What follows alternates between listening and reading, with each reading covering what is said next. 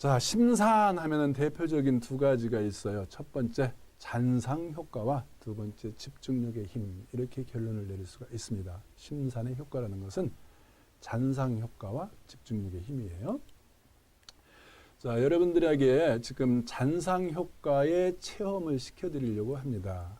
지금 현재 여기 있는 심산판이 있죠.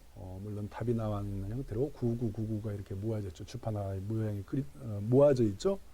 우리가 주판을 처음 할 때는 이렇게 쭉 떨어서 영의 모양을 만들어주는데 우리가 머릿속에 주판화를 그리는 건 그거 아니랍니다. 135면 135 이렇게 모아져 있는 형태로 그림을 그리기 때문에 심산판도 이렇게 가름대에 모아져 있는 것이 맞는 방법이에요. 자, 이제 요것을 여러분들이 잘 보고 계시면서 잔상 효과를 체험할 텐데요. 어떤 방법이냐면요. 그림이 하나하나씩 교차돼요. 하나는 심산판 그림, 또 하나는 검정판, 또 심산판 그림, 또 하나는 검정판. 이 검정판에는 그냥 검정판이에요. 무슨 짓 한 거 아닙니다. 그러나 여러분들이 여기에서 집중하고 보고 있다면은 심산판이 사라지고 나도 그냥 검정판일 뿐인데 거기에 흐릿하나마 심산판의 모습을 볼 수가 있을 겁니다. 그걸 바로 잔상이라고 하는 거예요. 물론 몇 초 동안 끝까지 있는 거 아니에요. 잠시 나타났다가 사라지겠죠. 어떤 아이는 더 오래 그 이미지를 기억할 수가 있고 어떤 아이들은 금방 사라지는 경우도 있지만 틀림없이 잔상이 나타났다 사라지는 것을 확인할 수 있을 겁니다. 자, 집중해서 잔상 효과를 한번 체험해 보도록 하죠.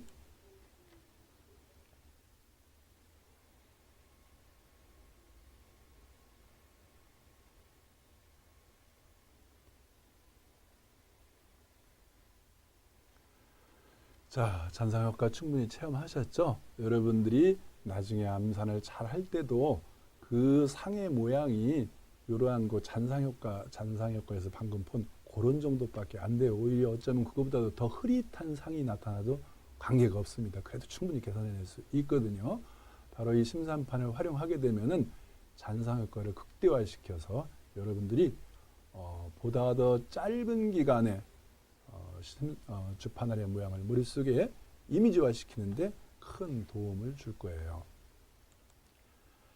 자, 심산 역시 잔상 효과, 집중력의 힘 그랬어요. 잔상 효과는 여러분들 방금 체험해 봤죠. 그러면 집중력의 힘 했는데요. 요 집중력의 힘에 대해서 한번 우리가 고민 한번 해보죠. 자, 지금 이제 다시 심산판이 나타났습니다.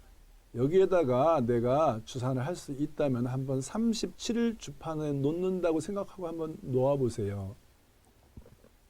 자, 여기에서 37을 놓고 눈동자를 다른 데 돌리지 마시고요. 그냥 37 내가 방금 주산을 손으로 놨다 생각하고 그거에 집중을 해보세요.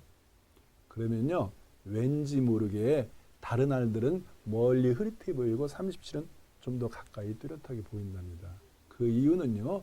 여러분이 집중하고 있는 동안에 집중받는 대상은 다른 것과 약간 차별화가 된답니다.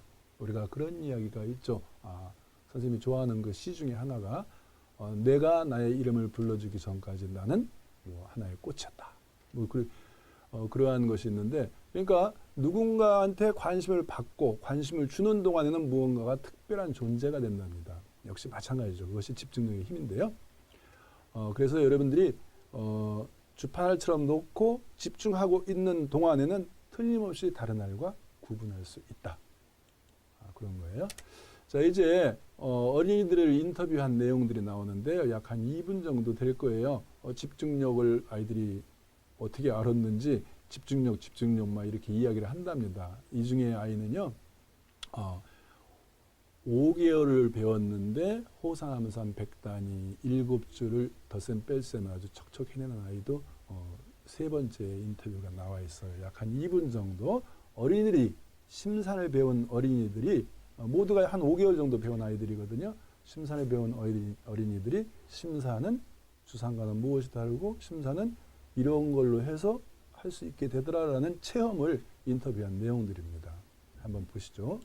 주사는요, 이 마음으로 보질 않아도 그 자리에서 가만히 멈춰 있는데, 이 심산은요, 거기, 이제 마음으로 이걸 계속 안 보고 딴 데 쳐다보면 이게 움직이질 않기 때문에 다시 0으로 돌아가기 때문에요. 답이 나오지 않아요. 그러니까 주의력을 집중해야 된다 하는 얘기죠. 조금이라도 주의를 기울이지 않으면 소용이 없다 하는 심산법. 아마 기억력과 집중력을 높이는 데도 많은 도움이 되지 않을까 싶습니다. 교육이 얼마 정도 됐죠? 5달 정도 됐죠. 아, 그래요? 그럼 우리 한번 해볼까요? 111 더하기 760 빼기 27 더하기 814 빼기 83 더하기 307 빼기 254 얼마예요? 1709요. 1709요? 어떻습니까? 네, 맞습니까? 아유, 잘하는데요. 이렇게 보니까 이 손가락 돌아가는 것보다 머릿속이 더 빨리빨리 회전할 것 같은데, 머릿속에서 어떻게 돌아가는지 언니한테 좀 설명해 주실 수 있겠어요? 이렇게 신문판이 있으면요. 네. 만약에 75를 여기다가 넣는다고 그러면요. 머릿속에 이게 다 그려져요. 오래 하니까요. 그러니까 텔레비전 보거나 딴 일 할 때도 신문판이 그려져갖고요. 저 혼자서 막 하게 돼요. 잘 보셨나요? 자, 그렇다면은 심산판, 집중력을 개발하는 심산판은 어떠한 특징이 있을까요? 이것을 한번 선생님이 설명을 드릴게요. 우선 심산판은 움직이지 않습니다. 움직이지 않는 걸 부동이라고 하는데요. 부동주판이에요. 자, 그러면 움직이지 않으니까 계산할 수 없다고요? 그렇지 않습니다. 움직이지 않기 때문에 한 가지 더 필요한 게 있죠. 집중력입니다. 그러니까 집중력을 기울이지 않으면 물론 답이 나오지 않죠. 그러나 집중력을 기울이고 있다면은 답이 나올 수 있답니다. 그래서 조금이라도 집중력을 기울이지 않으면 소용이 없는 것이 바로 심산판이에요. 그래서 기억력과 집중력을 기르는 데도 많은 도움을 준답니다. 자, 그러면은 이러한 심산판이 필요한 이유를 한번 설명을 해볼 거예요. 수영을 처음 배우는 아이들, 물에 뜨는 수영튜브가 필요하겠죠. 그런 것처럼 암산을 처음 배우는 아이들에게도 필요한 것이 바로 심산판이라고 선생님이 생각을 해요. 자, 그림을 한번 볼까요? 이 아기 엄마가 안고 있어요. 이 아기는 아빠가 안고 있는데 이러다가 떨어뜨립니다. 그러면 어떻게 해요? 이 아이처럼 울고불고 난리가 나죠. 이렇게 물속에 빠진 아이는 한 번 빠지면 그 다음에 물에 잘 안 들어가려고 그래요. 그렇죠? 마찬가지입니다. 우리 어린이들도요, 수영을 처음 배우는 아이들한테는 이와 같이 수영 튜브 하나 있으면 처음에는 조금 이렇게 어리둥절해도요, 곧바로 겁을 잃고 이제 막 놀고 난리가 났어요. 혼자 물장구 치고 난리가 났죠. 이와 같이 주산암선을 처음 배우는 아이들도 심산판이라는 보조기구를 사용해서 암산에 대한 두려움을 떨쳐내고 한번 해볼까 하는 마음을 갖게 해줄 수가 있어요. 그래서 수영 튜브와 심산판의 공통점에서 세 가지를 선생님 한번 준비해 봤는데요. 두려움을 없애서 한번 해볼까? 나도 가능하겠는데, 나도 할 수 있겠는데 하는 마음을 갖게 해준다. 둘째는 이렇게 해서 해보니까 좀 되거든요. 그러니까 자신감이 생겨요. 그래서 선생님 나도 더 호산 좀 암산 좀 불러주세요 하고서 즐길 수 있게 해준다. 세 번째, 수영 튜브가 수영에 숙달되고 나면은 수영에 숙달됐는데도 수영 튜브 맨 그거 껴안고서 수영하는 사람 없잖아요. 숙달되면 필요 없으니까 내버리죠. 마찬가지예요. 심산에 숙달되고 나면은요, 심산판은 더 이상 필요 없어요. 그냥 암산이 되는 거죠. 자, 지난 강의에 심산에 대한 것이 나오고요. 선생님이 이제 그 교재 출력 심산반을 이렇게 해서 무료로 쓸 수 있게 해드렸는데요. 이러한 건의들이 많이 나왔어요. 시중에 짝퉁 심산판이 있더래요. 자, 짝퉁을 조심하세요 그랬는데요. 지금 이런 형태가 바로 짝퉁 심산판입니다. 이걸 잘 보면요. 지금 주판 아래에서 가름대를 기준으로 그 심산판의 알이 떨어져 있죠. 그러니까 우리가 마치 주판을 놓을 때 처음 준비 동작으로 다 떨고 0으로 만들어준 그런 모양을 갖추었어요. 이게 굉장히 위험한 거예요. 이렇게 되면요, 이미지 왜곡 현상이 나타내 가지고요, 답이 자주 틀린답니다. 자, 그래서 짝퉁은 이미지가 왜곡되어 나타난다 그랬어요. 잔상 효과는 똑같아요. 어차피 검정 바탕에 노란 색상이 명시도가 인간의 눈에 가장 밝은 색상이기 때문에 잔상 효과는 똑같이 나타납니다. 근데 이 짝퉁의 이미지가 가름대에서 떨어져 있게 나타나게 돼요. 그 잔상도. 특히 위달과 아리알이 하나 더 있는 것처럼 두뇌에 왜곡되게 인식이 됩니다. 그러면은 어떻게 되겠어요? 알이 하나 더 있는 거야, 없는 거야, 막 이러면서 아이가 헷갈리게 되죠. 이게 답이 틀리는 아주 중요한 원인이 됩니다. 그래서 그렇게 자꾸 답이 틀리는 아이들한테 정답이 나오도록 교정을 해주는 데만도 수개월 걸린 그러한 경험을 한 적이 있어요. 자, 이러한 짝퉁 심사판이 나오는 데는 다 이유가 있는데요.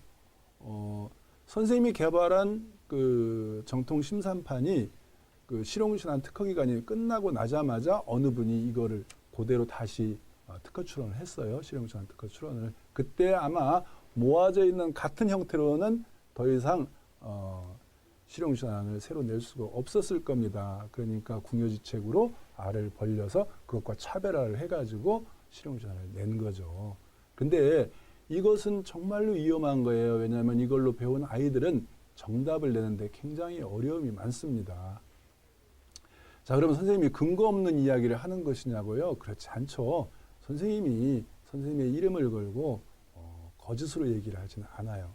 정말로 교육자의 입장에서 이러한 것은 없어져야 된다. 이러한 사이비는 없어져야 된다라는 생각으로 말씀을 드리는 거예요. 자, 그래서 선생님의 말을 증명하기 위해서 짝퉁이 어떻게 이미지가 왜곡되어 나타나는지 그러한 현상을 직접 실험을 해보겠습니다. 아까 우리가 진짜 심사판의 잔상의 효과를 여러분들이 체험했듯이요. 이번에는 이미지가 어떻게 왜곡되어 나타나는지 그 현상을 한번 실험을 해보겠어요. 자, 역시 여기 있는 심사판에 집중하고 있게 되면요. 물론 짝퉁이지만은 이것이 이제 또 검정판하고 교환될 때 마찬가지로 잔상이 나타날 거예요. 한번 실험을 해보겠습니다. 집중해서 심사판을 바라보세요.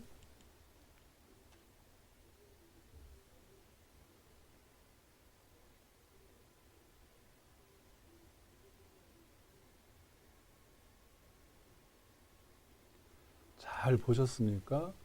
잔상이 벌어져서 나타나고 있죠. 그러나 우리가 실제로 필요한 주산식 암산에서 필요한 잔상은 모아져 있는 형태입니다. 이거 아주 큰일 나는 교육이에요. 절대로 이러한 짝퉁은 사용하지도 말고 남에게 권하지도 말아야 되겠습니다.